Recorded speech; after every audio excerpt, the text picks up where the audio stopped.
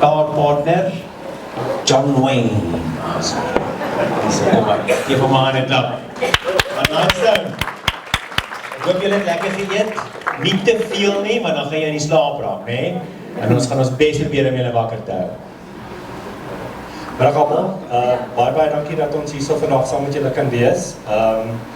Aangesien ons 'n middagete gehad, wil ek julle nou nie aan die slaap sit en praat met al my stories nie. So ek het maar vir die maatskappy gevra om 'n videoetjie vir julle op te stel. Net vinnig dat ek weet ons so ek gaan nou van my Engels, maar Afrikaans is maar beperk met 'n paar woorde. So yeah, we are celebrating our 15-year anniversary, assisting our real estate agents with information when it comes to properties and market-related information. So yeah, Michelle, can you start the video for us? Thank you. Join us on a journey through Lightstone Properties' key milestones as we celebrate 15 years of real estate insights. It all began in 2008 with the launch of Toolkit V1, a groundbreaking platform providing estate agents with easy access to property data. Our first client, Pan Golden Properties, signed up on July 21st. By December, we expanded our range of reports, adding the suburb report and residential transfer report to our offering. March 2009 saw 3,000 property professionals actively using this tool. We also continue to innovate, adding new reports like the Surveyor General Diagram, Sectional Scheme Report, and Estate Report. By 2010, 5,000 property professionals were partnering with Lightstone for data-driven insights and solutions. From 2011 to 2013, we launched a series of new reports enhancing the value we provided to our users. In 2014, we continued to release more new reports, including the Live Deed Search, Property Risk Report, and Owners and Street Report. 2015 brought further advancements with the Complexes and Suburb Report. We also hosted our first series of property seminars across South Africa, offering local property insights and networking opportunities for clients. These continue to be an annual highlight. And in November 2016, we launched the Advanced Owners and Complex Report. Our commitment to innovation continued in 2017 with the introduction of the DOTS Searches Report, giving estate agents insider access to the registration data at the Deeds Office. 2020 was a year of education with the launch of our Poppy podcast series, helping estate agents navigate complex legislative changes. We also introduced the Estate Agent Valuation Model report in March, a price counseling tool to guide sellers and buyers to the right market value of a property. In April 2021, Toolkit V2 went live, an improved platform providing enhanced reports and solutions for property professionals. 2022 saw a revamped website. We also partnered with PropData, expanding opportunities for estate agents to grow and market their business. Another proud achievement was becoming a Level 2 BEE company, demonstrating our commitment to inclusivity and diversity as a proudly South African company. In 2023, we introduced customized solutions to help estate agents attract buyers and secure sellers with new reports like the Seller Leads Report, Property Value Buyer and Seller Reports, Town Report, and Canvassing Brochure.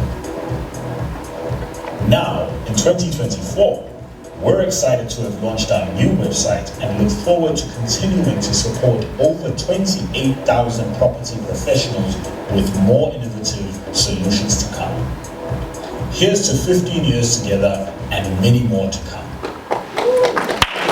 Thank you very much. So as you can see, we would like to make our platform the one-stop shop option for you when it comes to your property needs and information. So thank you very much and have a wonderful day further. Cheers.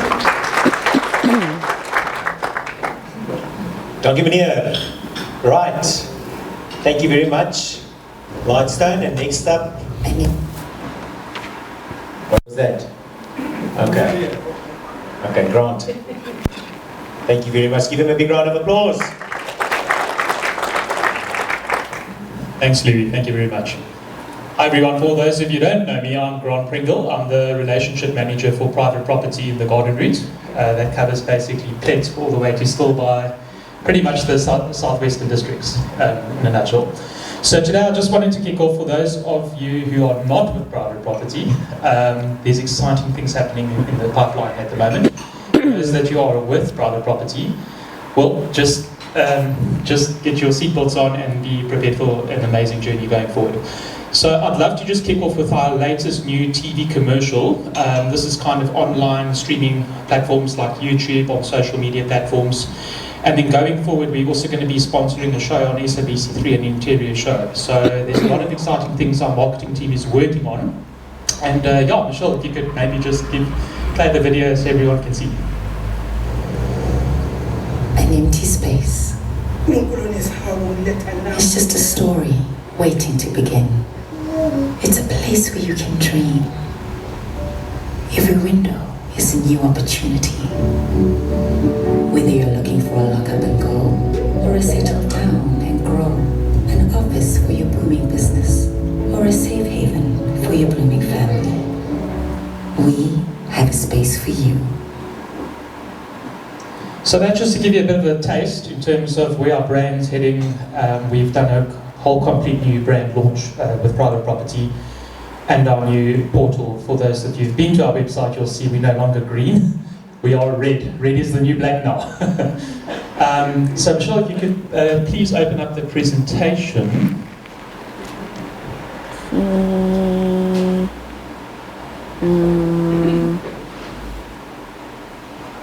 What was it called again? That's the one, DVH Roadshow in Mosselbaai.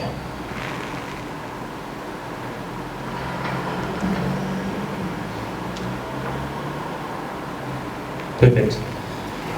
Clickers there. The clickers there. Okay. So basically, just to give everyone an overview of private property, currently with our new strategy going forward, our mission is now to become a world-class tech company that connects people at the heart of property. And that's basically that. So at the end of the day, the ultimate goal is the end user, the customer. And our focus now is to get more users onto the platform than we had before. So the only way we're going to do that is have a clean slate new website that's just so user friendly and has a lot of advancement going forward in respect of that. So one of the things, for example, is if you go to our new site, if I did something wrong.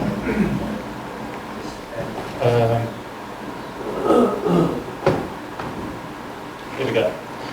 So this is the new homepage. If you type in any property, a listing will come up.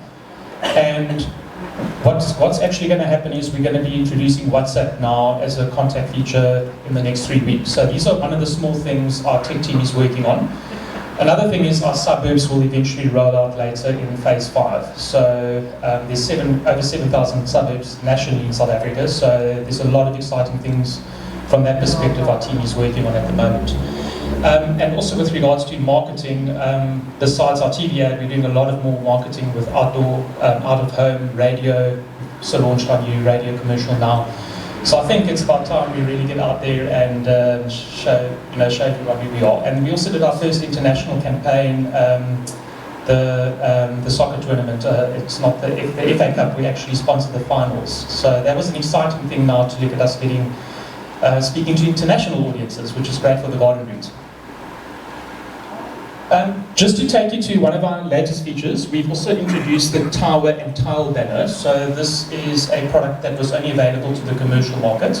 So we've got the Tile banner, the 11th Tile banner we called it, and the Tower banner on the right-hand side. That's a sticky banner that we've now opened up to the real estate and attorney market. So that's based on area specific. So any areas that you operate within and you want to get your brand out, we now cater for that.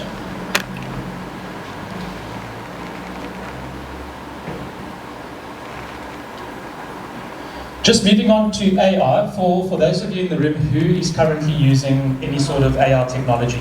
Feedback is brilliant. So there's quite a number of hands there in the audience. Still doing it. So I'd love to introduce at some point when I meet with all of you, we have launched a really awesome AI platform that's basically catered to real estate. It's an marketing technology campaign platform from Scandinavia in Norway. So we've got the sole license rights in South Africa. And the nice thing about this now is we can actually target prospective buyers that match your listing type. So how would you like it if you can go to anyone on the street and you actually know who that exact person is that qualifies for that property that you want to sell to. So that's technically the aim of where AI steps in. It learns about your property, your description, everything about that, and goes out and finds its unique audience. So just to give you an example, I'm not going to touch too much onto this, but this is something I'll need to explain on a one-on-one basis. But just to give you an overview, we do up to 40 ad variants on one campaign listing, on one property. So at the end of the day, we speak to different personas. They might all qualify for the same amount, but they have different personas. So that's kind of how the technology works. And if you run a normal campaign on social media, you can target real estate, you can target demographics and all of that, but it's kind of more spray and pray because you're still targeting on a broader base in the real estate audience, in the real estate market. But with Amplify, we can actually go out and find people who have been searching properties relevant to your price point, to your price category. And that's all based on data points, on search intent. So if you go to a private property or like any other portal or your own website, when people filter their searches by price, by amount of rooms, etc., that is a faulty search category. That is a data point that we factor into consideration, and we can target those users who qualify for your listing type. So if your property is basically in the region of 2.5 million, we'll only target users who have searched for properties for 2.5 and above, just as an example. But not to say the price, but also the amount of bedrooms they're looking for or any sort of added features. So at the end of the day, where Amplify comes in, it's all about relevancy at the end of the day. So that's what we're trying to get to cut out the irrelevant audiences and focus on who is more serious, who are the right audiences that qualify for your property. These are just some of the examples that how the campaign works. So if you click on Learn More, it will go to the listing. This is just on Facebook and Instagram.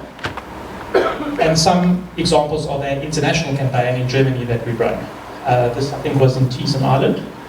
And also, once again, if you click on Learn More, we actually can also market your properties in euros, equivalent to that country we're advertising in.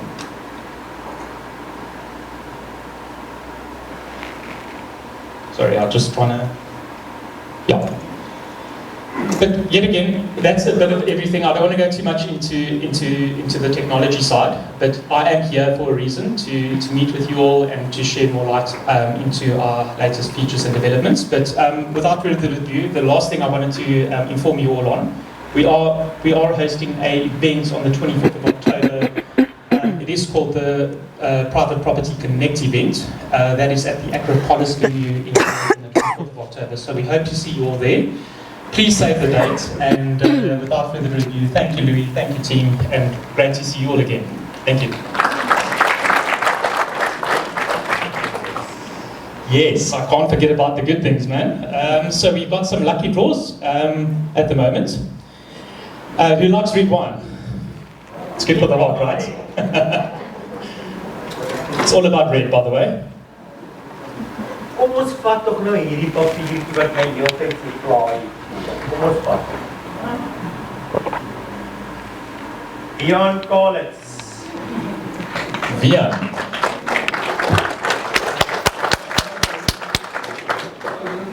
Rain Collins, Beyond, Rain. Awesome. Chinito. Last one. What's the name? One is Leopard's Leap, and the other one, it's a Pinotage. Yeah, so the other one is Durbanville Hills. Ik al geëet by Leopard's Leap. Daar naby Parel. Lekker, nee, lekker.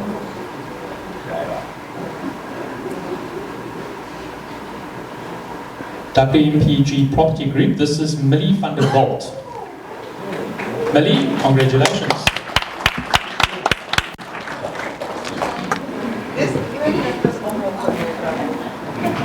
Nou, kom met Siri bottles on. Thank you very much, Private Property. Over to Michelle, the machine. Kom, give her aan aan het klap. Nou, ons afwakker. Thanks. Okay. No, I don't need that. Oh, sorry. Okay, we're going to move on to our session now called Negotiate and Close, because it's the one skill that unfortunately we all have to be very, very good at. And this is this little word called negotiation. So if I have to ask you a question, when do you think the negotiation process starts?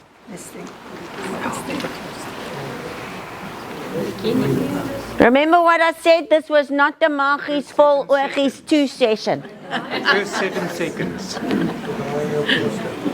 Listing. Listing. Appointment.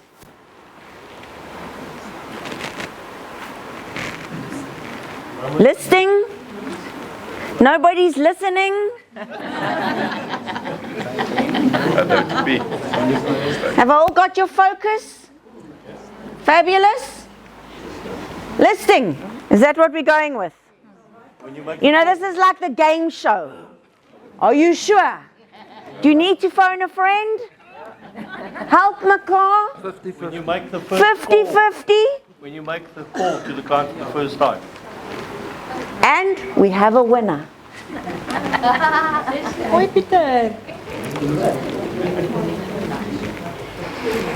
Okay, you've got to understand, and I keep going back to my income chain because this is like gold. This is called the steering wheel of life. Your negotiation process begins right at the very beginning. It's like driving a car.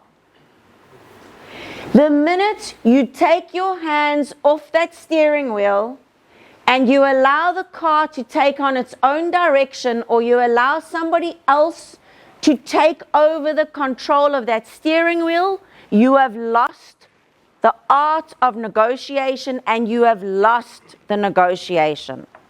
For those of you that think that the negotiation process only begins at the listing appointment, you are gravely mistaken. You have already blown yourself out of the water before you are even in the door. We've got to understand that negotiation doesn't just happen at the end. It happens right at the very beginning. And everything in that income chain is what you get to control. If I take my hands off the steering wheel, where do you think the car's going to go? Well, it depends on how good your wheel balancing and alignment is. It's either going to go left, right, or it might stay straight if you're lucky to a point. And if you're in Gauteng, you're going to hit a pothole and then you buggered anyway, so it doesn't matter. But the point of the matter is that negotiation begins right at the beginning. But what you need to understand is this. The definition of negotiation means to confer or reach an agreement with others or come to an agreement. It does not mean you hemorrhage your commission at the end. That is not negotiation. Negotiation is to reach an agreement upon all stages of the negotiation. And the better you become at the skill, the easier it is to control your clients and handle your deals, and the quicker and easier the negotiation process is. It's the one skill you really have to become really, really good at. And I always say, negotiation is like a game of psychology. Whoever is the strongest in the mind is the one that's going to win. So you've got to understand this. If you wake up and you get up and you look in the mirror and you think that you are absolutely the best thing ever that's staring back at you, that's exactly how people are going to perceive you. If you get up and you wake up and you stare in the mirror and you're full of criticism and you think you're the ugliest person that ever hit the face of the earth, guess how people are going to perceive you? Negotiation is nothing more than a mind game. It's like a game of chess. How many of you play chess? Yeah.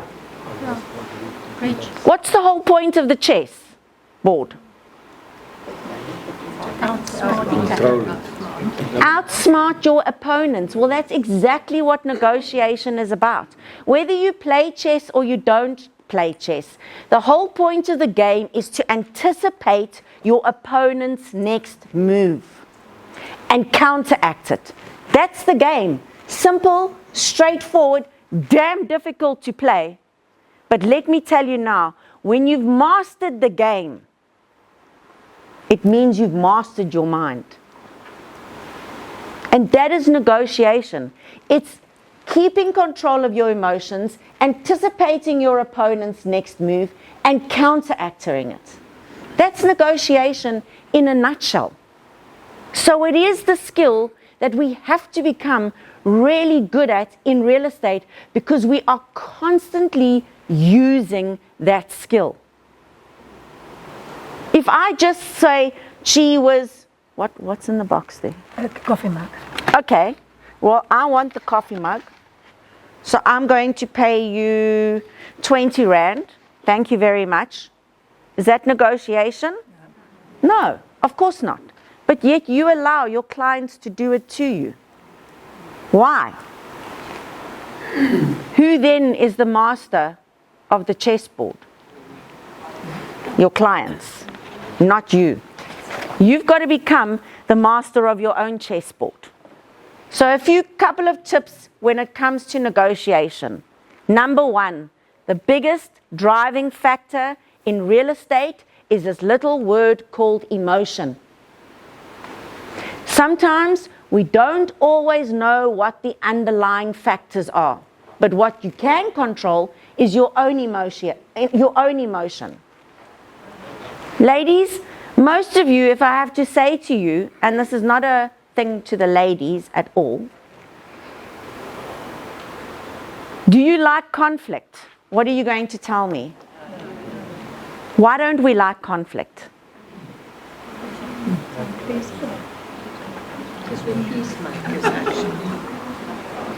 Maybe you are. I'm definitely not a peacemaker. Leaves a bitter taste in your mouth. Why don't we like conflict? It's not confusing. It doesn't get you anywhere. I disagree. It's emotions. That's actually why we don't like conflict. Because the minute I mention the word conflict, we automatically think we've got to go into a fight mode. And that there's got to be a winner and there's got to be a loser. Let me tell you something now. You need to change your mindset about conflict. Things don't grow in a comfort zone. You only grow when you go out of your comfort zone and you go into a bit of a conflict zone. That's when you grow and you learn. Conflict doesn't mean that it needs to be an argument. It doesn't mean to say there's got to be a winner and a loser. Part of conflict is being able to handle negotiation and being able to control that process of negotiation. Now, the next thing that I'm going to tell you, and I mean this with all utmost respect to everybody in the room, but you are all pretty cuck listeners. Men are even worse. They just tune out. Exactly. And I bet you tell your wife, you never told me about that. Ask my wife. Okay. We are not great listeners by habit. That is the reality of life. And I always say, we get 3 types of listening skills. We get the choose to listen to what we want to hear. So that's the good part. We tune out to the rest. We get the part where the person is looking you dead in the eye, but you can see their brain is somewhere else. They've tuned you out on another level. So even though they're looking at you, they are not hearing anything that you say. And then you get those that don't even bother to look at you. They don't even pretend to listen. They're just so busy doing everything else. And then they tell you they are multitaskers. Oh, please.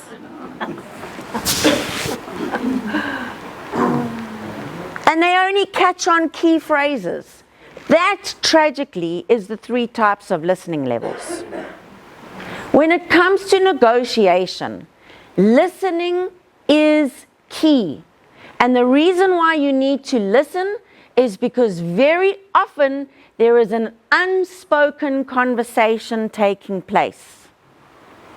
And when you listen, you get to hear the unspoken conversation.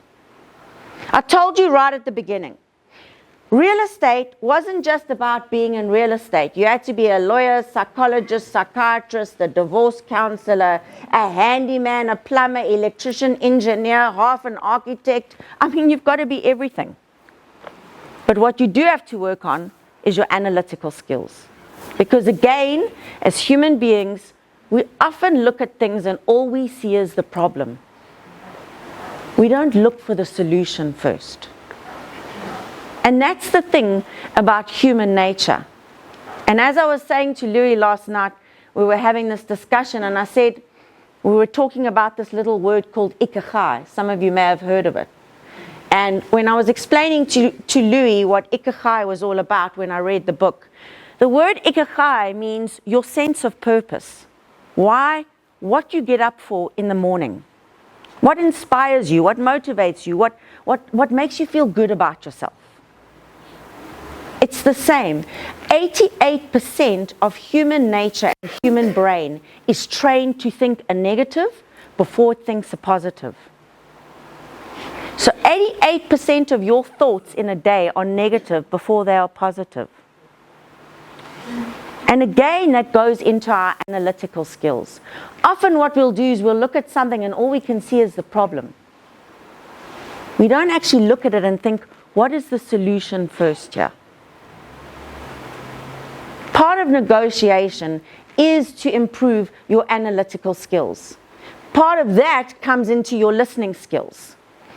That comes into your how good are you at solving problems. Now in real estate, we have to be pretty damn good at that because you're going to get problems every single day. We're dealing with people, ladies and gentlemen.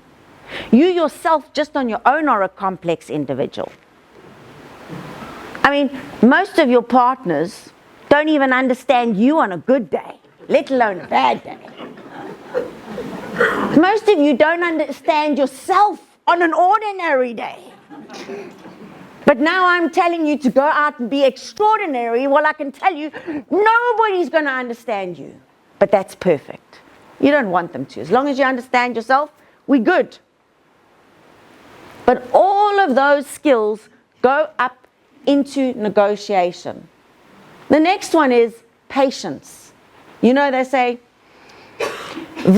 patience is a virtue and virtue is a grace. Not all of us are patient. I'm certainly not one of those. But sometimes you just need to work on it. Because a little bit of patience goes a long way in negotiation. Trust me on this one. Because here's how the negotiation process works. You get to a discussion, not conflict, we call it a discussion. Skillful discussion. Skillful discussion. It can even be a little bit of a heated discussion. It doesn't matter. You know, everybody can show a little bit of emotion. But you go into a discussion.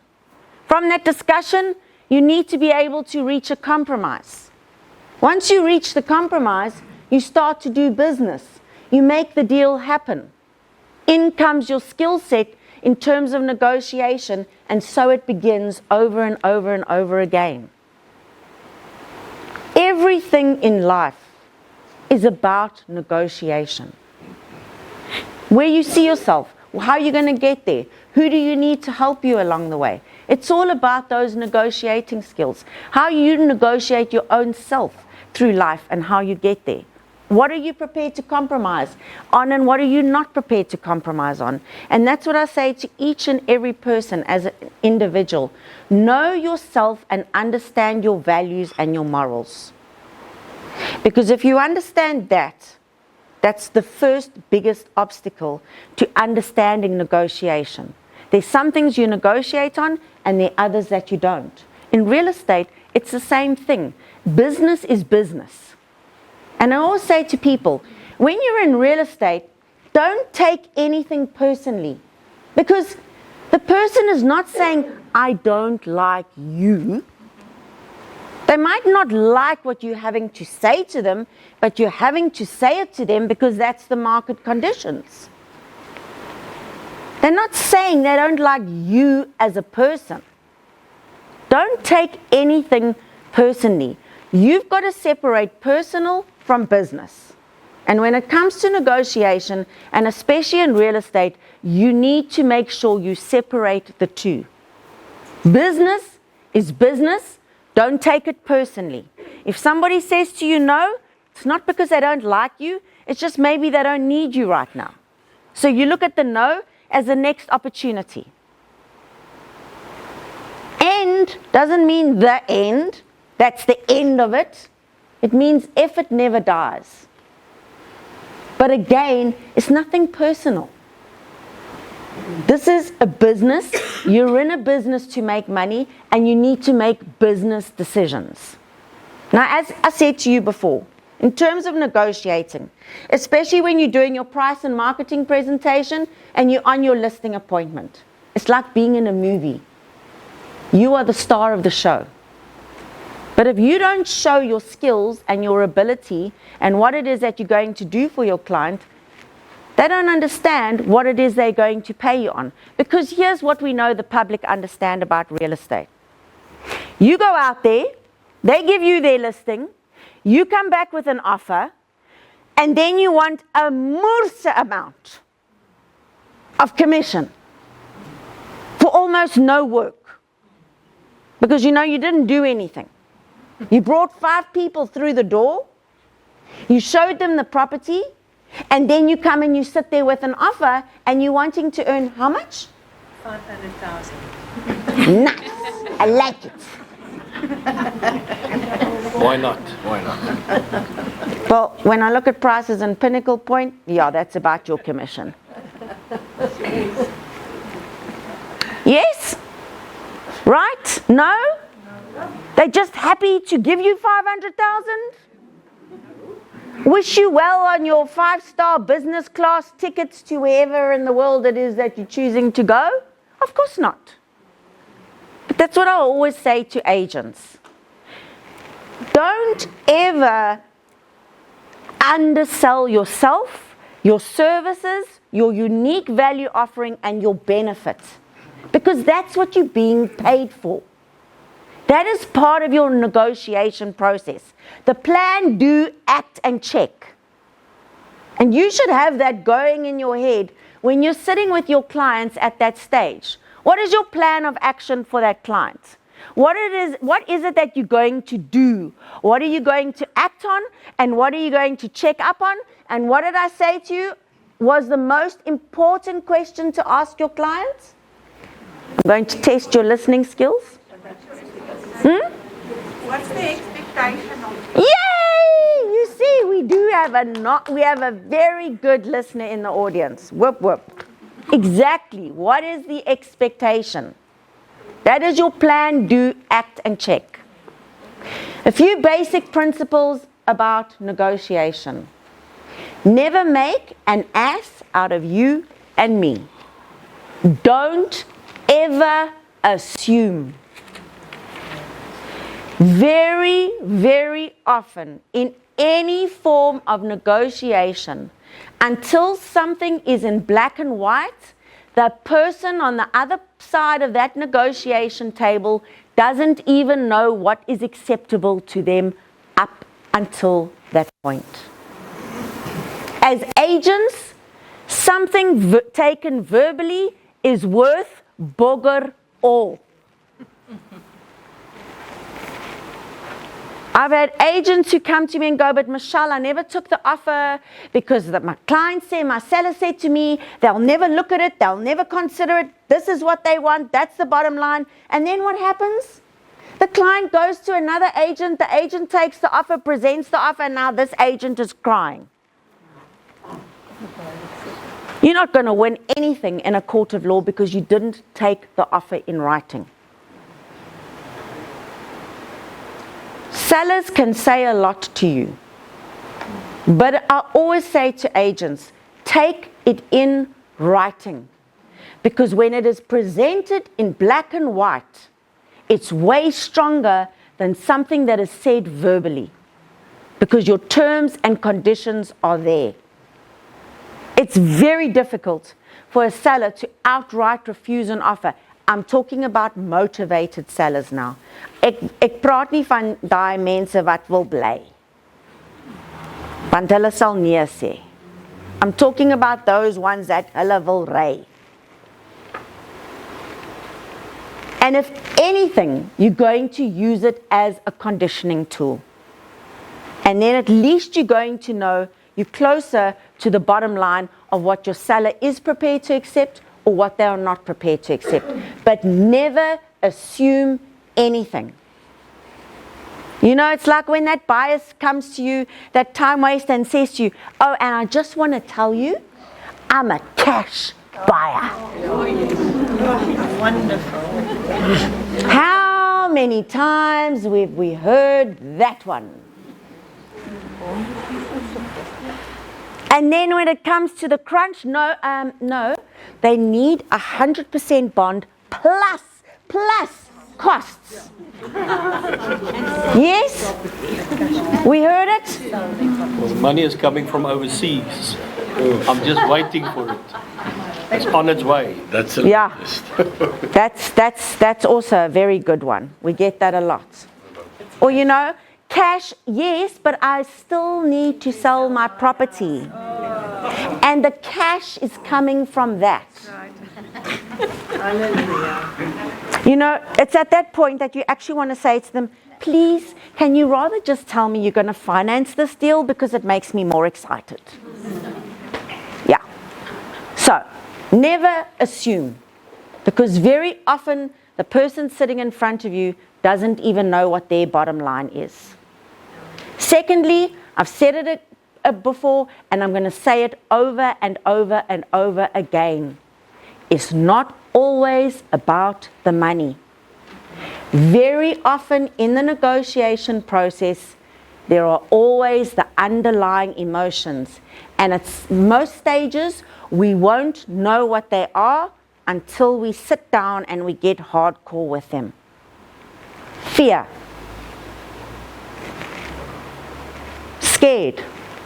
Uncertainty. Departure. Devastation. Loss. We don't always see those underlying factors. And especially, as I said to you, in the debt situation, it's probably one of the hardest negotiations that you're going to have to do, because you're dealing with a lot of underlying factors in there. But the quicker you identify them, the more you listen, the quicker you will be able to identify them and you can deal with them. Because remembering, you are the expert here. Always remember, strong emotion always has a negative impact. And I always say to people, especially when we do conflict scenarios, conflict is good if it's handled correctly.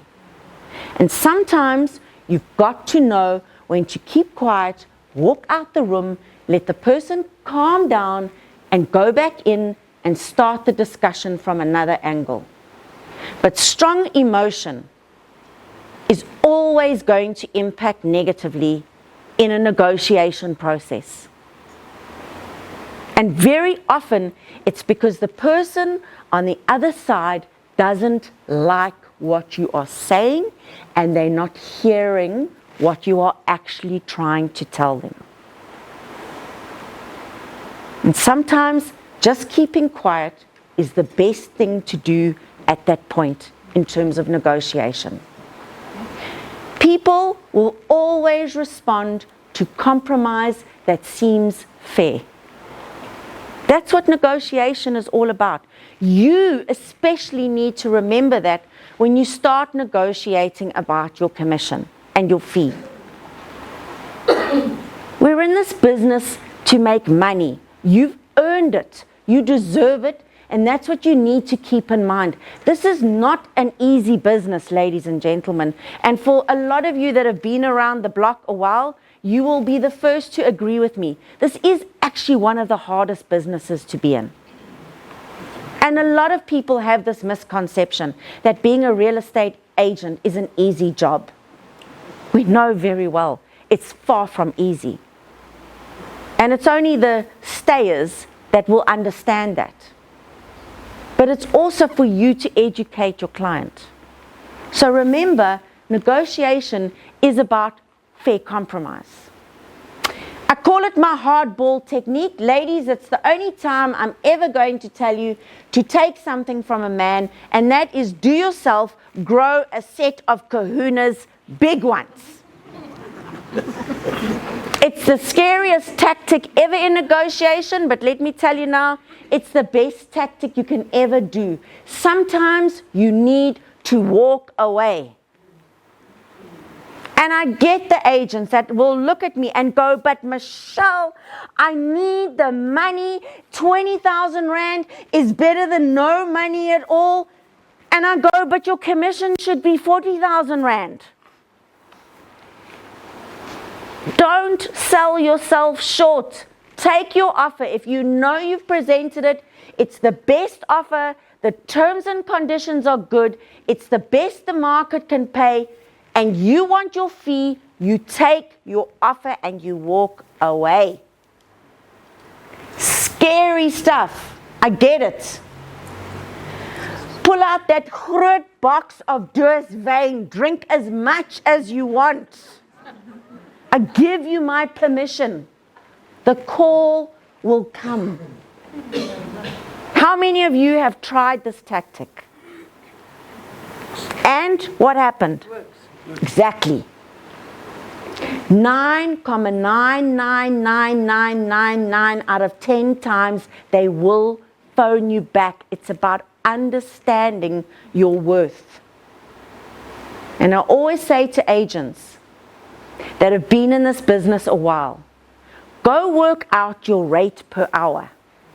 When you understand what your rate is per hour, you'll stop wasting your time on people that want to undercut your fee. Time is money in this business, but understand your value and understand your worth. If you need to do the hardball tactic, you do it. Because the first time, it's more hard. The second time, you only need a half a box. The third time, you only need a glass of Oros because you go, oh, what the hell? Easy peasy. And the fourth time, you don't even need anything. It's like, okay, 5, 4, 3, 2, 1. There's the call. Thank you. True story. Try it. It works. The hardball tactic works. You've just got to have the guts to do it. But again, it's about the belief in yourself. If you don't think you're confident, and if you don't think you're good at it, and if you don't think you're worth it, then you're not going to do it. But at some point, you have to have belief in yourself that you're good at it, you can do it, and you are worth it. Then the hardball tactic will work. The unspoken objections. Ladies, sometimes when we're nervous, I get it, we talk a lot. Less is more. Keep quiet. Silence is golden. Because trust me, the other person on the other side is feeling just as uncomfortable as you are. They're just better at keeping quiet than you are. So don't keep babbling. Zip it. Let them talk first, because that's when you're going to get to understand the hidden objections. Very often when I was doing a price and marketing presentation, I would have done my price and marketing presentation, I put the document in front of my client and I say, will you please sign my sole mandate? And then I just get dead silence. Then I sit and I just smile. And then I get, well, you know, my wife has promised the mandate to so-and-so. Okay, no problem. Excellent. Then two of us can work on the property. I'll write it in. No problem. Then they start shifting. Well, you know, so-and-so said they would do it at a lesser commission. I'll tell you what, Mr. Seller, I'm going to stick at my commission. Let's negotiate that when I bring you the offer. And so it comes out. But if we keep babbling through it, we're not even going to get to see what the hidden agenda is, all the unspoken objections. So that's what I'm going to say to you. Talk less, listen more. And very often you're going to get to hear the underlying emotion. So keep quiet, wait for the response. Let them respond before you counter-respond. That is one of the very, very best basic principles of negotiation. 95% of all negotiations are won on the person that goes in the most prepared. Now here's what I'm going to tell you. You are the most prepared right through that income chain. You were the most prepared when you started phoning, because you knew why you were phoning, right? You were the most prepared when you went to do the listing appointment, because you had already gone and done all your research and your homework. So who was the most prepared? Right. You were the most prepared for the conversation you're going to have on the client in terms of deciding, are they an A-type client or are they not? Are they a time waster or is this a serious seller? You were prepared for that conversation. You are the most prepared for the objections you're going to get when you ask for the mandate. Yes or no? Yes, of course, because you should have prepared yourself. Right, so you walk away with the mandate, you do your marketing appointments, now you start dealing with your buyers. Are you prepared for the conversation you're going to have with your buyers? Not this side of the room. Oh, let's do it. You're going to have that money talk with your buyer. Motivation talk with your buyer. Yeah. Yes, fantastic. We're all on board. So you were the most prepared. You get in your offer. Who's the most prepared? You are. So how can you lose the negotiation? It's impossible. It never happened. No, well, it does become possible because then they just start giving away money, you know, like it's water. 95% of all negotiations are won by the person who has the most power. In that entire circle, that entire steering wheel, you are the person who has the most information. So every time you should be winning that negotiation process because you are the one who has to be the master at it. And so far, you've been in control. So you're going to give yourself a little checklist. Every single time you go into that negotiation, your checklist. 1, what are your objectives? 2, what are your client's objectives? Remember what I said to you? What do they expect from you? Have you met the expectation and can you meet the expectation? 3, what are the strengths and weaknesses? What is negotiable? What is not negotiable? And certainly for yourself also, what is negotiable from your point of view? What are you prepared to give? What are you not prepared to give? What on your marketing plan is negotiable? if you're going to have to start cutting your fees. Ask questions, and if needs be, walk away. Very simple checklist to keep to. But knowing the right moves is vital in the point of negotiation. Ask yourself this: does your client know you? Do they like you? Do they trust you? And do they think you are competent to do the job? I always say to everybody in any business, you don't have to like me. You don't. And I understand that not everybody in this world is going to like me. And you know what? That's okay. That's what makes us special as individuals. But what I do need you to understand is that I am competent to do the job, and that you have the trust in me to get the job done. That's important. I always say, if you've got choices in life,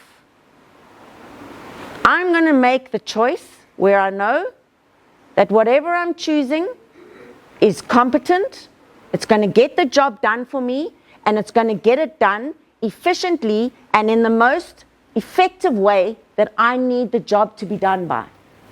I don't always have to like it. And I'm going to give you a prime example of that. You know, the most amazing thing about us as individuals is that we're all different. Because can you imagine how boring the world would be if we were all the same? And there's some people you're going to like, there's other people you're not going to like, and that's also okay. The difference is, you're going to choose a partner that's opposite to you. That's where the challenge comes in. Whatever it may be, whatever partner it is. Because two of the same together don't get very far in life, because they're incapable of making any decisions. So I chose a partner that was opposite to me. Unfortunately, he's that accountant type of person, which is not me. I'm the bigger picture person. But those accountant type of people, of which I'm sure there's quite a few of you in this room, guess what color car they like to buy? You see? Why? Oh, there goes that word again, practical. Who the hell cares about practical? Oh no, I couldn't give a damn about that. Color is the variety of life. Darling, you should know me by now. You know, third husband down, variety is the spice of life. Yes, you must go for white, better resale value. It's practical. Oh Less God. insurance. Oh.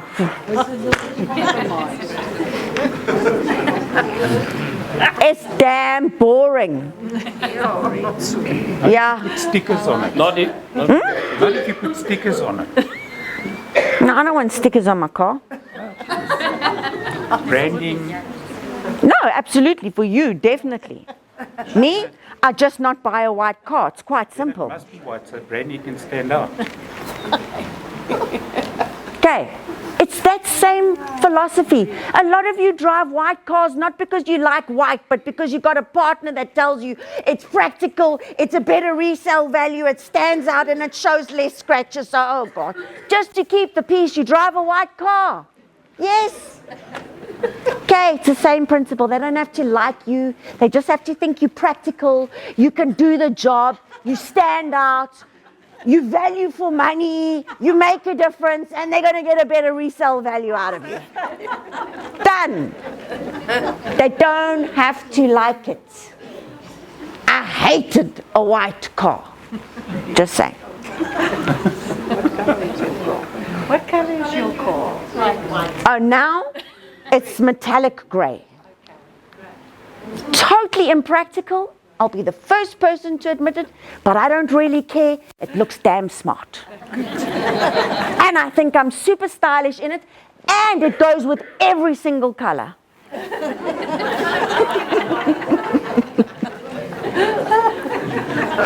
Needless to say, my husband was not with me the day I went to buy it. He got informed after the fact. Yeah. And every time it gets a scratch on, I get the look, and I get the look, and he says, I told you so. Whatever. Okay, same principle. They don't have to like you, but they need to trust you, and they need to think that you're competent to do the job. That's what you've got to ask yourself. Because it's very... Why is this thing jumping? Sorry, guys.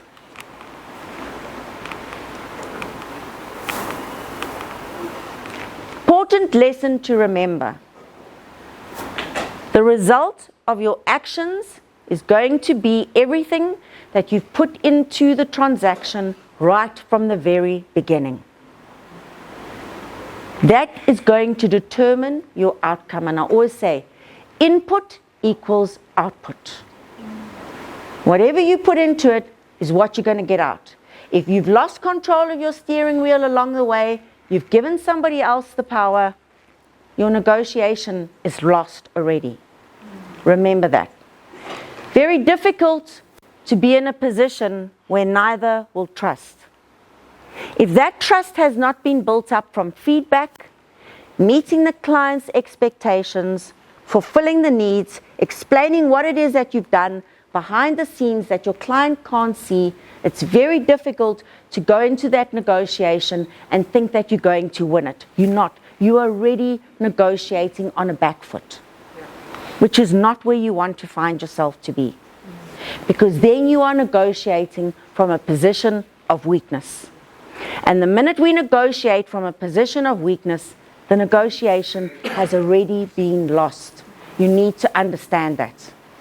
So, right in the very beginning, I said to you on that income chain, your negotiation process starts right from the very beginning. Your listing appointment, before that, negotiating why you're phoning the client, opening the door to a need. Why do they need you? Why do they want to talk to you?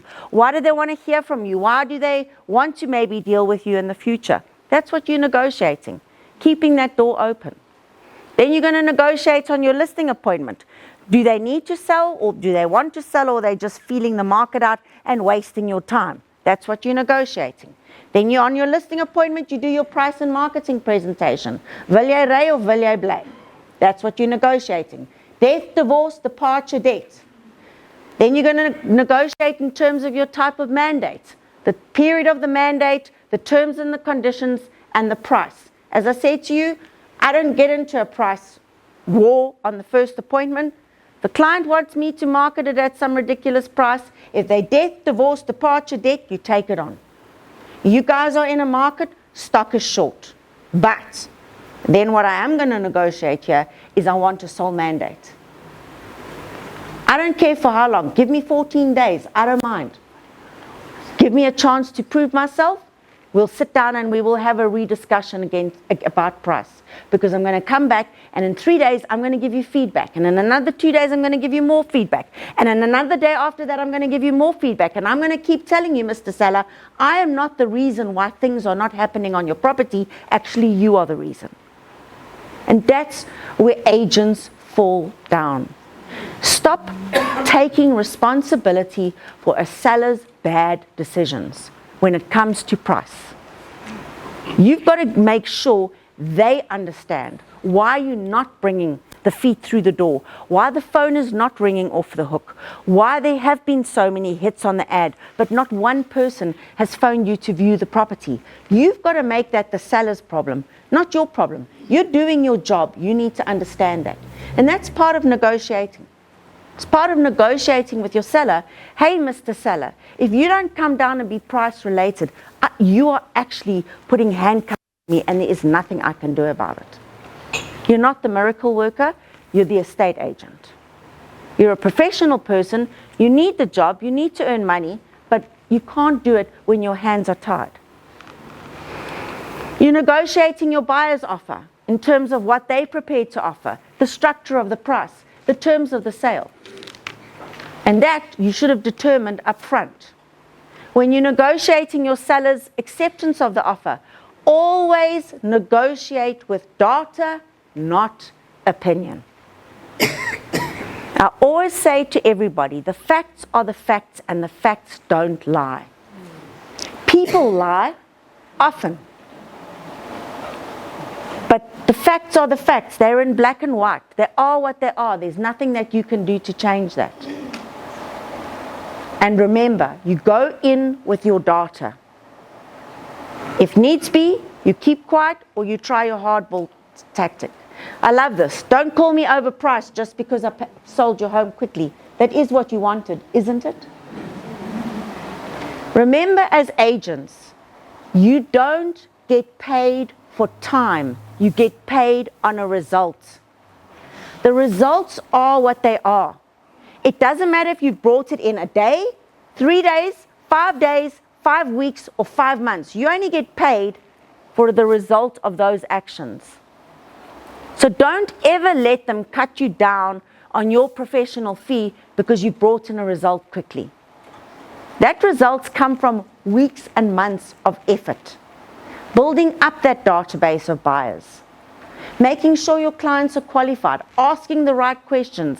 Making sure you're not wasting time with the time wasters, because they are out there in abundance. We understand, again, we're going to get the objections about, well, I didn't get my price.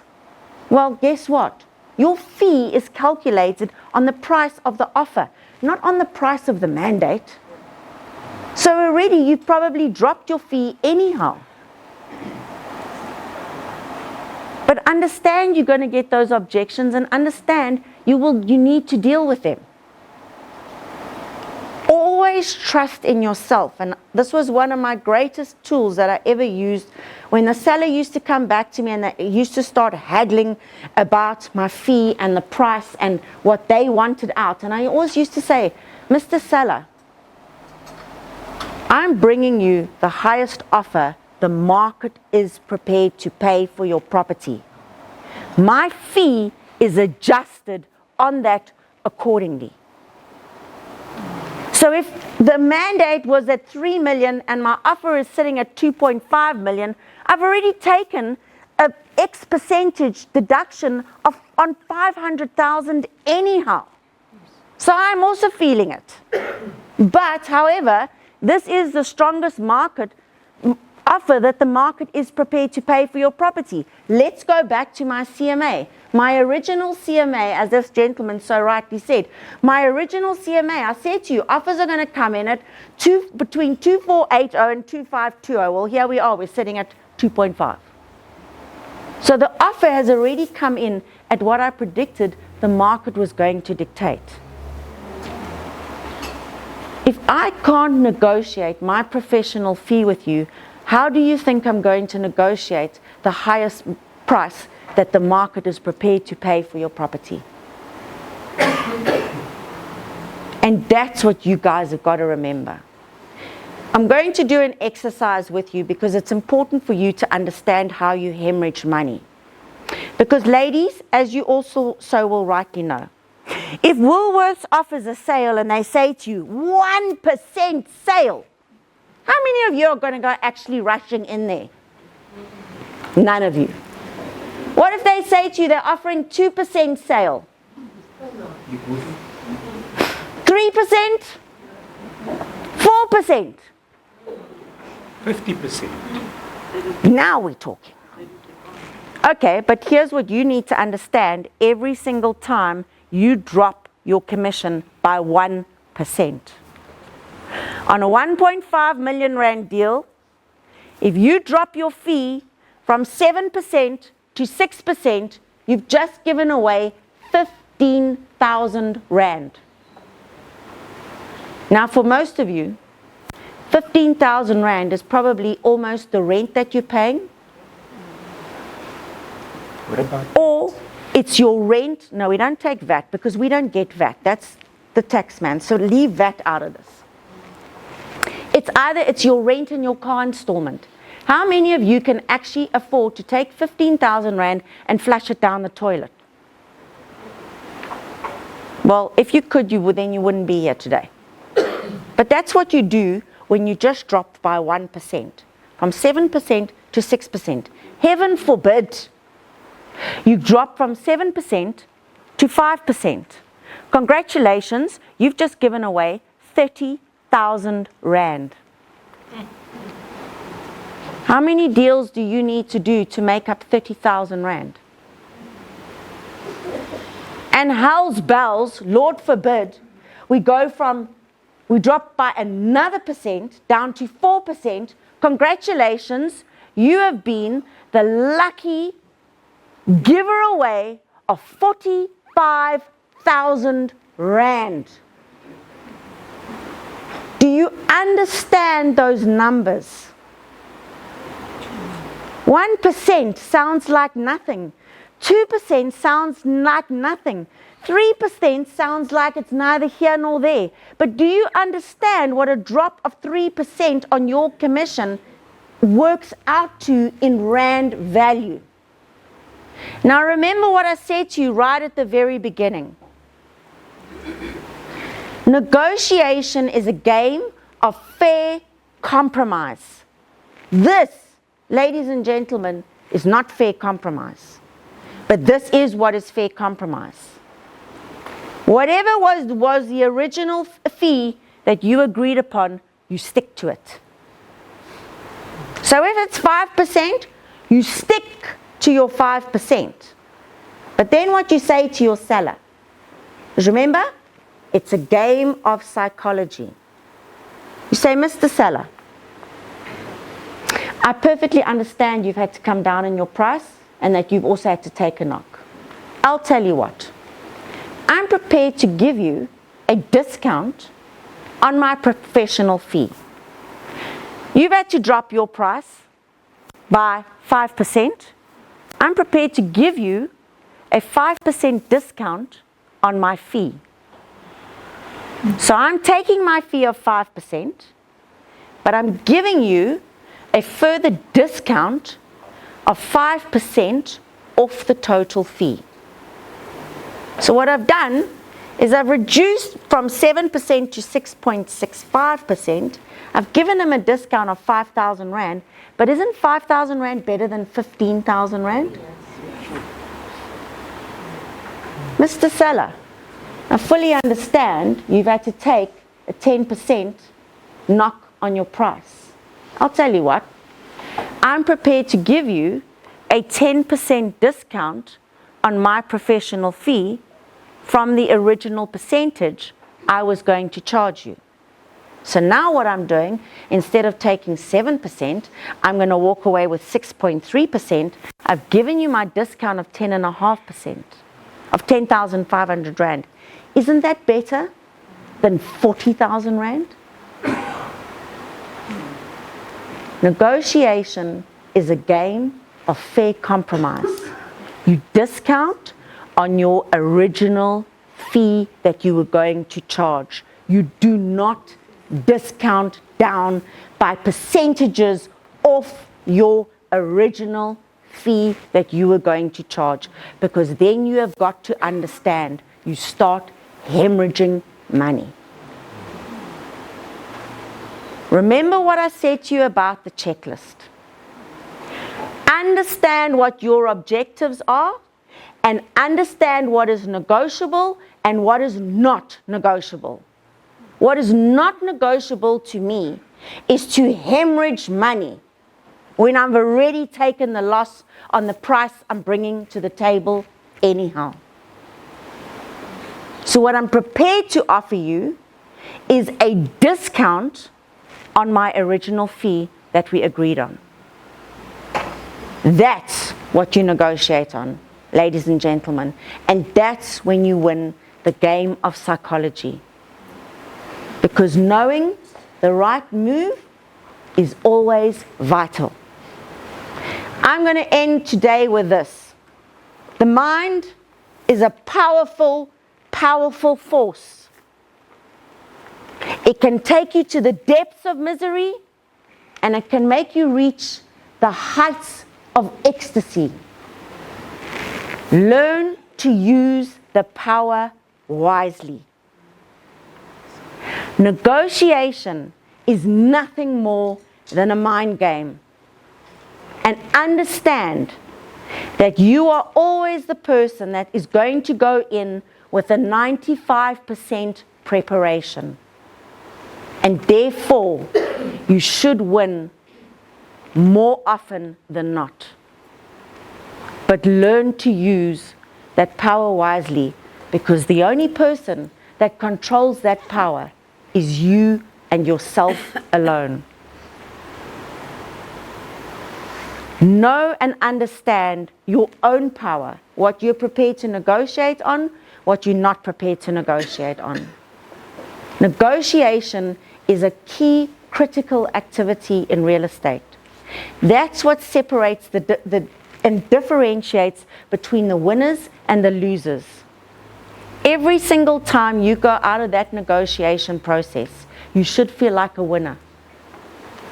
The better you get at it, the better the agent you become. And the more often you're going to feel like you are the winner, and you're going to like what's looking back at you in the mirror.